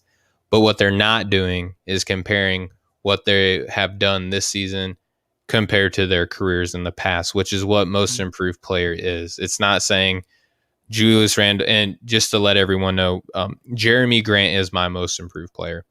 But what I think people are doing is they're saying, all right, I can pick between Jeremy Grant or Julius Randle, who's doing better this season, whose team is doing better this season. Julius Randle, he's my guy. I would caution people to not do that. I mean, if you're a Knicks fan and you love Julius Randle, or you just like Julius Randle this season and you appreciate his story, totally understand that. But when you look at what this player was, their role was, and what they have done before, that is the biggest part of most improved player. It's not how heartwarming of a story it is that New York has risen from the doldrums. But I'm just teasing you. It's not so much of like what he has done for it. Like what team has improved the most? It's New York, right? But it's not because Julius Randle has just magically this season become a really good player. He's playing in one of the most recognized, respected markets in the NBA. That is why there's a bigger spotlight. In New Orleans, as the second, maybe even third option, he wasn't getting anywhere near this recognition. In LA, they weren't good when he was there. He was not on these championship, touted rosters in Los Angeles. In New York, when you're good, it's good for basketball, and especially when you're one of the biggest reasons why. But that's not most improved player. That's a great story. Mm-hmm. It's a lot of theatrics and glitz and glamour and everything else associated, and it's all deserved. He has done a great job. But I'm going to run through the reason why I think that Julius Randle is in the conversation, but he's not the guy. So Jeremy Grant this season is averaging 22.5 points per game, which is less than about a point per game different between Julius Randle. But here's what makes most improved player a different category. Jeremy Grant is up 10.5 points from last season in points per game. Julius Randle is up 4.9. Jeremy Grant is plus 9.9 better in points per game this season over his career average. Julius Randle is 6.8. Jeremy Grant is up 1.1 rebound from last season, 0.7 over his career average. Julius Randle is up 0.8 from last season, 1.3 over his career average. Jeremy Grant is up 1.7 assists per game from last season to this season. Now, Julius Randle this season has gone up 3 from last year, so his playmaking has gotten absolutely better, right? Mm-hmm. If you look at everything else, though, Julius Randle is attempting 2.5 more field goals per game, one almost over 1.5 for his career high in 3-point attempts per game. Whereas Jeremy Grant is plus 7 in career over his career high in field goal percent or attempts per game, and he's up 2.5 more than his career high of 3-point attempts per game. So if you look at how much Grant has increased in everything from last season compared to this season and his previous career averages, he has improved the most, and that's what I look at for most improved play. It's literally the most improved. Yep. It's granted Detroit is not as great of a team this season as the Knicks, and that's what people are looking at. And it's easy to fall into that. I would just caution people to look at who actually has improved the most. Yeah. And, I think part of the reason that makes our show so great is that you and I do think about these kind of things differently in that aspect. You actually follow what the real criteria of an award is supposed to be, and I go with what I want to say. I go with my heart, and I'll be honest. I've liked Julius Randle since he came into the league. I like seeing the Knicks be good. I like that he's the reason that they're good, and that was really enough for me. And I can't argue with anything you just said, though. If Jeremy Grant doesn't win Most Improved Player award, it's probably not really fair because, he's improved more than anybody, and you can't really make an argument that he hasn't. So, and look at this too, Austin, just real quick. So usage percentage, like what their role was last season compared to this season. Right now, Jeremy Grant is up 10.2% in usage percentage. That's also plus 3.3 over his previous career high. And not only that, Randle gotten better in that with that bigger role too. Correct, and his defense hasn't fallen off. But Julius Randle, in his usage percentage from last year to this year, it's only gone up 1.2% in usage percentage and only 1% from his previous career high. So Julius Randle is being empowered more through Tibbs, which is why I think Tibbs is, top 3 in coach of the year. But if you look at literally most improved, Randle has really been the same guy.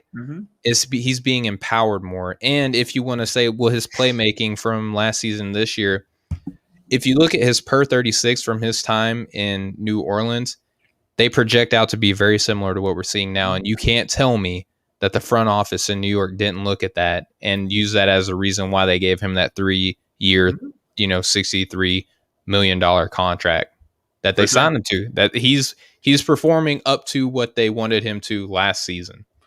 Very true. He is kind of right on par with what everybody expected, I think, in terms of, the front office there for sure.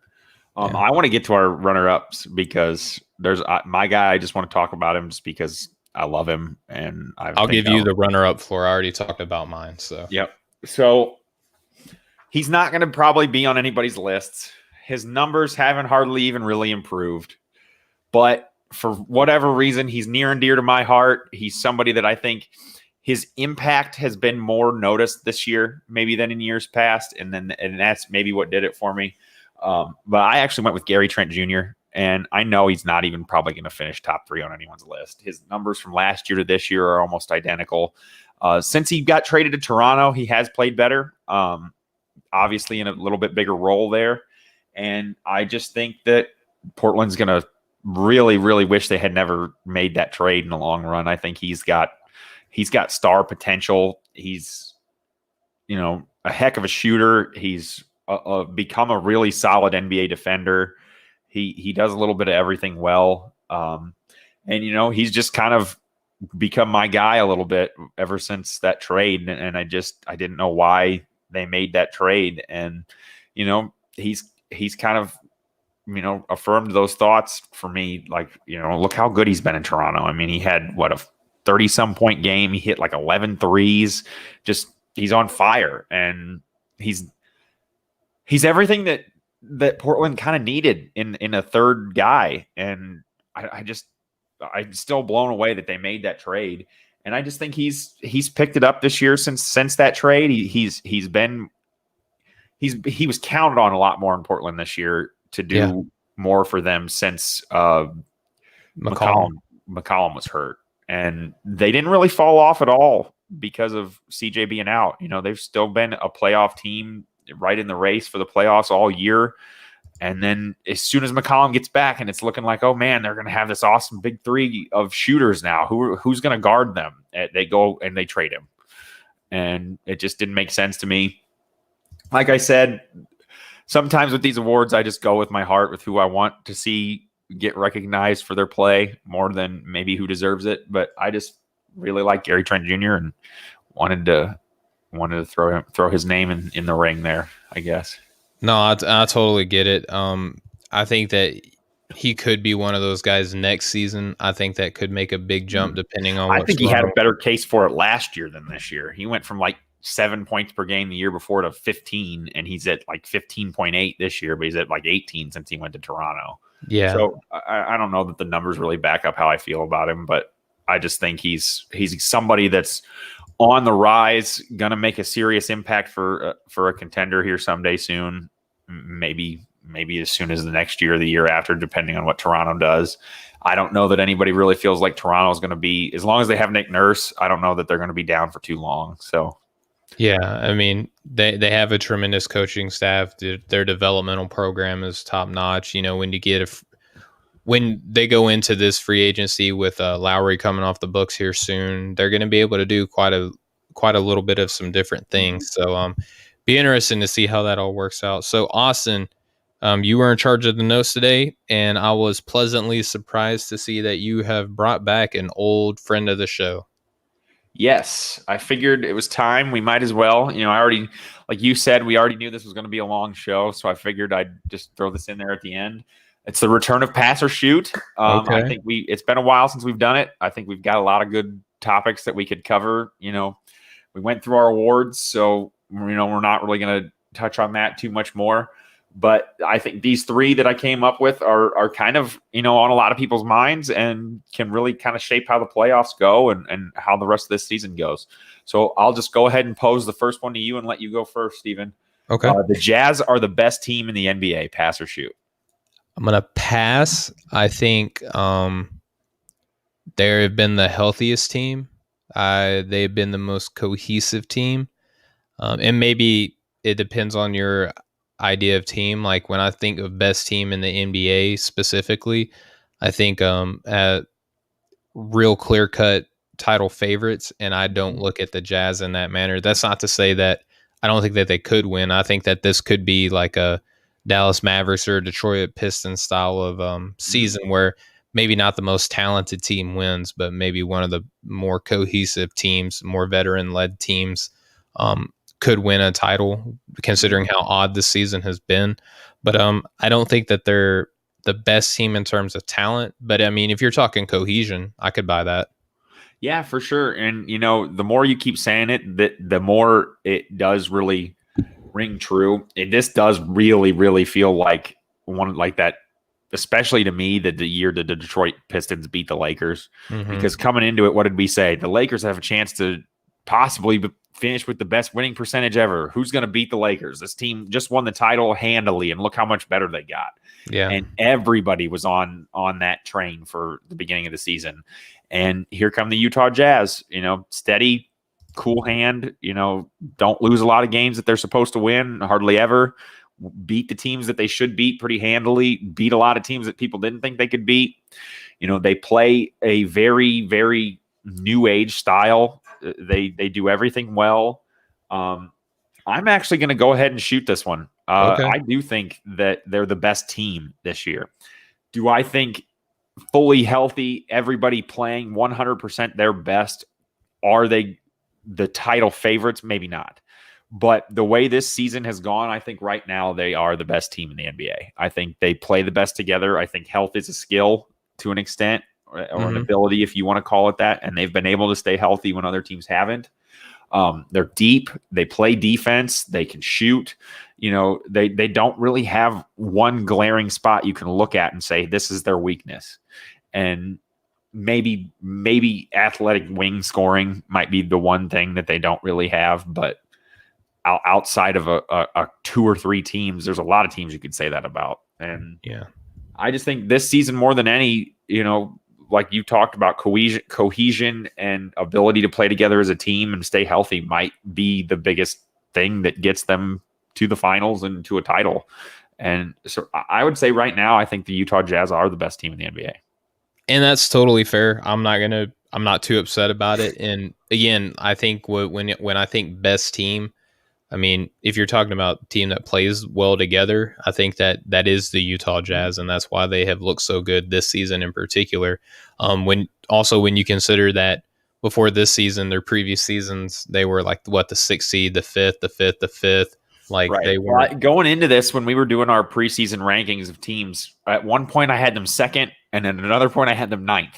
And I could have seen it going either way, really. As deep as the West looked coming into this year, you could have made a case for 6 or 7 teams being better than Utah. But at the same time, they've obviously shown that that's not the case. And you could have easily convinced me that they were going to finish 2nd in the West or 1st. Maybe not 1st. You probably couldn't have convinced me too easily that they were going to be number 1. But a top 3 seed was not ever out of the question for me. And being in the play-in tournament wasn't ever really out of the question for me. I didn't really know which way it would break for them. And they've kind of, proven me wrong to that extent at every turn. They've been a really, really good team all year. Yeah, that's fair. I believe in my preseason that I had them in the bottom half. I want to say maybe like somewhere in the 6 through 8 window, but I think I ended up with them 6th. I think is where I ended up. Yeah, but anyone who picked the Jazz first were just like a crazy diehard fan. I had the Jazz and the Suns, I think, both near the bottom of the Western Conference playoff picture. I think I had the Suns in the play-in tournament, and so I think I had the Jazz like around. I think I had the Suns around 4th, maybe 5th, somewhere in there. So I know you had them higher than I did. I think I had them 9th. Yeah. All right. So yeah, go ahead, Austin. Number 2, Anthony Davis returning this early before the playoffs is good for the Lakers. Shoot all day. You could say and just sit him into the playoffs, but again, they added Andre Drummond, so you want to know what Davis and Drummond are going to look like. You want to help them get somewhat as close back into game shape as possible. You want him to kind of work his way into being the best AD that he could possibly be. I don't buy into the fact that, you just hold him and roll him out, game 1 of the playoffs and try to figure it out then. We still don't really know exactly how rest and injuries kind of correlate and causate to one another. Playing too much is bad or too little. I mean, we got Nikola Jokic playing in every single game that his team has been in, and knock on wood, he's been healthy this whole time. So we don't know exactly how it works, but I'm of the mindset that you don't want to sit him out too long, because at some point you got to work on that chemistry, especially when the roster shrinks. That's going to be very important. And again, he's got a new front court running mate. You want to see what those two look like together. Can they play together? Can they not? You want to figure that out. Right. Anthony Davis is obviously a superstar, top 5 or 10 talent in the NBA, but he doesn't really strike me as the type of guy that you can just hold out into the playoffs, have him come back right away game 1 and expect him to just be Anthony Davis of old. I think he is the type of guy that needs a little time to get into a rhythm, and it needs time to kind of gel with Drummond and this, not necessarily new roster, but he only played in 23 games with these guys before he got hurt, and a lot of this team is different from last year. Schroeder, Gasol, Harrell. Three of their top guys since, obviously now with LeBron and him being out, they're pretty much the three top guys. And it has been, a while since we've seen him. I'm with you. I'm shooting this one. My only worry is ever with an injury like he's had, or with injuries in general, is these guys come back too soon, like Kevin Durant did last year, and then seriously hurt themselves, or 2 years ago, I guess. Sure. And seriously hurt themselves and miss an entire season.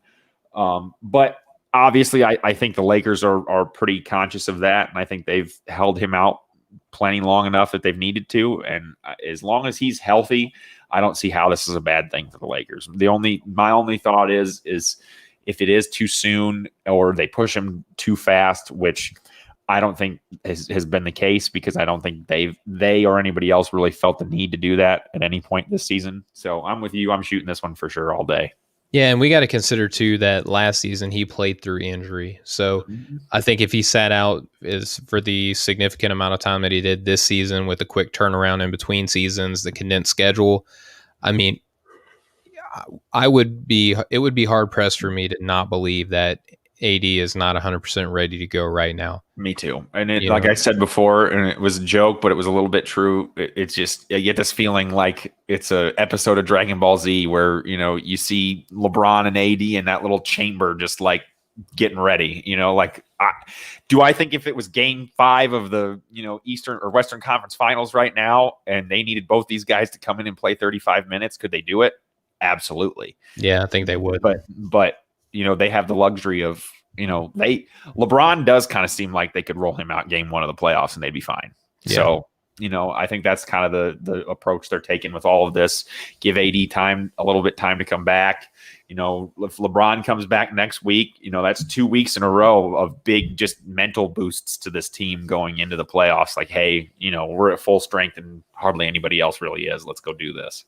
And I think, too, that it's important to figure out how AD and Drummond work together, but also where does Kuzma fit into that new rotation as well, because they just extended him. I'm sure they're going to want to see what he looks like with this team prior to the offseason, and the off chance that, hey, it works great, or no, it doesn't, let's move him. You know what I mean? So I think it's going to be important to see what Kuzma looks like if all three of these guys even share the floor at the same time, because you got a lineup that you could potentially roll out now. That's LeBron James, KCP, Kuzma, AD, and AD. Talk about length, athleticism, and size on defense. And we saw last year that, small ball was kind of the name of the game for a while there until the Lakers showed up and said, hey, small ball's great, but when you've got 5 guys that are 6'6" or bigger that can guard, multiple positions, it's pretty hard to beat. Yeah, absolutely. And speaking of teams being at full strength, that brings us to our final pass or shoot of the night. The Brooklyn Nets can still win the Eastern Conference even if James Harden isn't healthy. Dude, I'm bounce passing, skip passing, full court passing, elbow passing, any sort of pass that I can do with that one, because I think it would be really hard pressed for me to see this team fully healthy still win with the limited amount of time that they've had together. Austin, I mean, we've seen the Miami Heat not win, season 1. It's really hard for newly assembled rosters, even with the best of scheduling, the best of health, to go out, roll the ball out on the floor and go win. They have a very unique skill set altogether, which maybe adds a whole nother dimension that you still can't take them lightly, obviously. But I mean, James Harden, before he was hurt, he was really the straw that stirred the drink for this team. He came in and kind of everyone wondered, is he too selfish? And when he turned out that $50 million a year extension in Houston, I'm like, he can't be that selfish if he's wanting to turn down money to go play with other guys who has a ring and get his first shot at one. So he came in, was the facilitator, tried on defense. There was, a lot to be made about their team defense. I don't think that Harden was the problem there. And then when KD goes out, when Irving is out for, a number of reasons, Harden's the Iron Man. He turns back into Houston Harden and works out very well, keeps them afloat. and now he's hurt, and they're not looking as hot as they were. I mean, talent is enough in the regular season to get you over, but come playoff time, no chemistry. Even if they're fully healthy, Austin, I have a hard time buying it. Right. You know, in 07, 08, you know, I know the Celtics did end up winning the title that year in their first year as a big three really together, but they also took the most playoff games ever to win a finals. It was a big struggle. And that's a team that won 60 plus games, was healthy and together all season. And these guys have played 7 games together? The big three. I mean, that's unreal. That's unheard of. If they go on a streak and win the title with that little bit of actual playing time together, that'll be one of the craziest things I think I've ever seen. Because, like you said, regular season, yeah, you can roll out a 5 that has those 3 in it and go out and beat just about anybody. But they're going to have a really, really difficult time beating teams like Milwaukee and Philly if they're not completely healthy. And I think before they made the James Harden trade, they had a better chance team-wise of winning it all. Without James Harden now, after making that trade, they have no depth. Not like they did. They still have some depth. LaMarcus Aldridge retirement hurts them a lot because 2 or 3 weeks ago, they looked like a heck of a lot different team than they do right now. Who's going to guard, Embiid when they need to go to the bench? And DeAndre Jordan fouls out in the first quarter. Hardly even plays anymore for them. And that's crazy to me.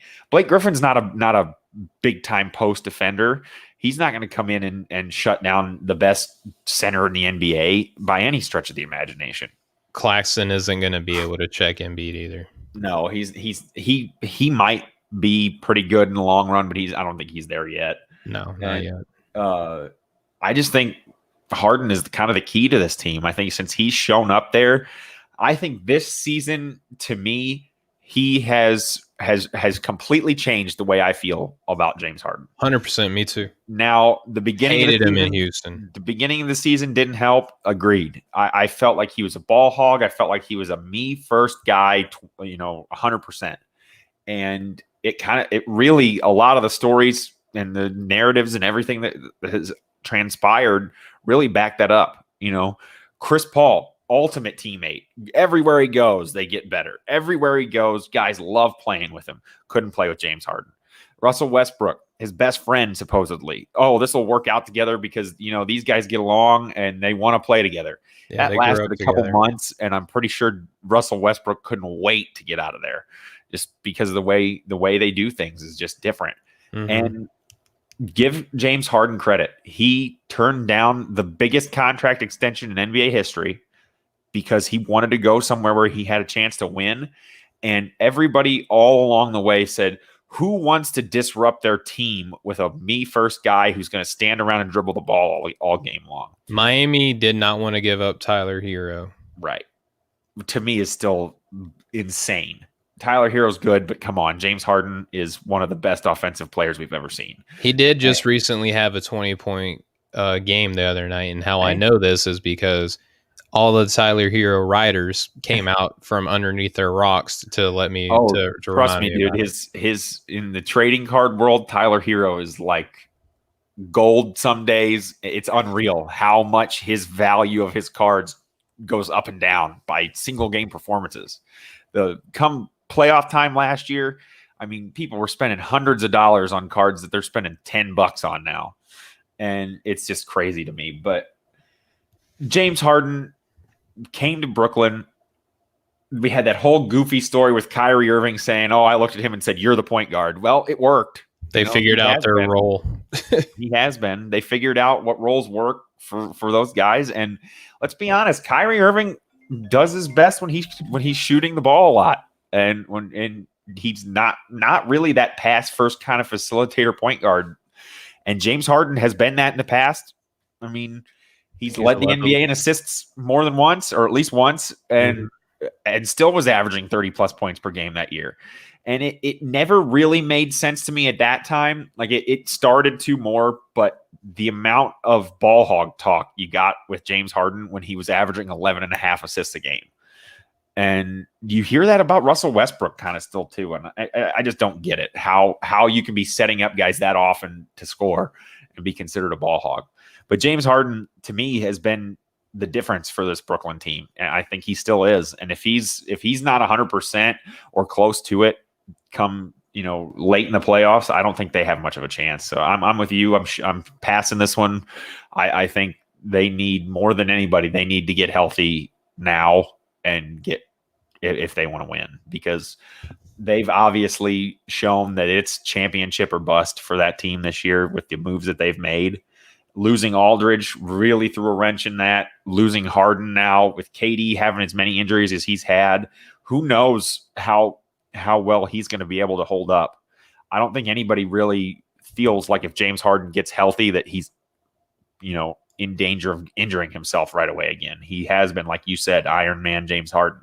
And I think that, I don't think they have much of a chance against Philly without all three of those guys being fully healthy. Yeah, 100%. And so that brings Pass or Shoot to a close. And for those who kind of heard me stammering over myself earlier, I was trying to keep my composure. It wasn't because of Julius Randle. Some sad news, Austin, broke out while we were recording. I was kind of checking. Kentucky Wildcat player Terrence Clark died in a car crash in Los Angeles. Recently just signed with Clutch Sports, 19-year-old kid. Had basketball world, just up in front of him. Mm-hmm. His whole future ahead of him. That's awful. His whole future ahead of him. BJ Boston, teammate of his at Kentucky, was in the car behind him. He was involved in the car crash. He's, from reports that I've seen, he's okay. He's still with us, but Terrence Clark. Prayers out to his family and everybody that is involved with Kentucky basketball in general, for sure. That's anytime you hear something like that, that's awful.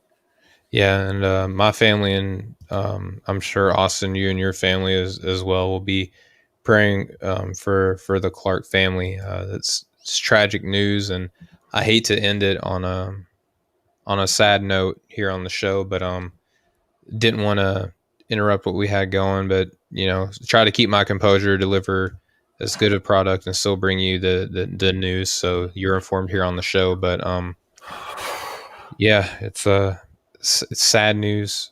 Yes, it is, definitely. Just a reminder that this world is not our home.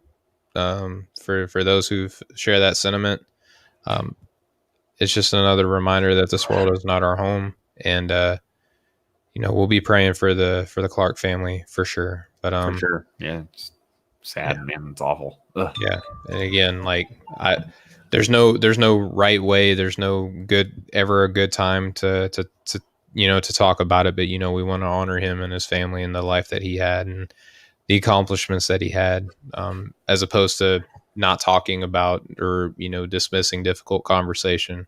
Mm-hmm. But definitely thoughts and prayers out to his family, Austin. But that's gonna bring our show this evening to a close. I wish it was under better and better circumstances. We can't control the news. We just talk about it. Yeah, 100%. So before we go, I want to remind everyone that they can go and get 20% off and free shipping with code BTG at manscaped.com. That's 20% off with free shipping at manscaped.com. Use BTG, unlock your confidence, and as always, use the right tools for the job with Manscaped. But Austin, just again, man, I just want to, you and your family be safe. Prayers for y'all, and you do. Everybody out there for sure. Stay safe. We act like basketball's, our whole lives, and like this is such a big important thing, but really none of this means anything compared to what real life is about. So yeah, and every day is a gift, and just tell all your friends and your family that you love them. Austin, love you, man. Love your family. You, man. Same to you, for sure. Just continue to be well, treat each other well. Make things right while you can. Yeah, definitely. I definitely feel you there for sure. I absolutely hate leaving things unsaid, for sure. So Yeah. So, with that being said, for Breaking the Game show, thank you guys so much for tuning in. Yeah. We'll catch. Sorry that, the one time Steven lets me run the show, it takes 2 hours to get through it all, but what'd you expect? I like to talk. That's usually how, when we first got started, Austin, this was just another day at the office with Right. us. So, yeah. All It's been right. fun. Well, yeah, sure has. And we'll catch up with y'all next time. Much love, everybody. Have a good one.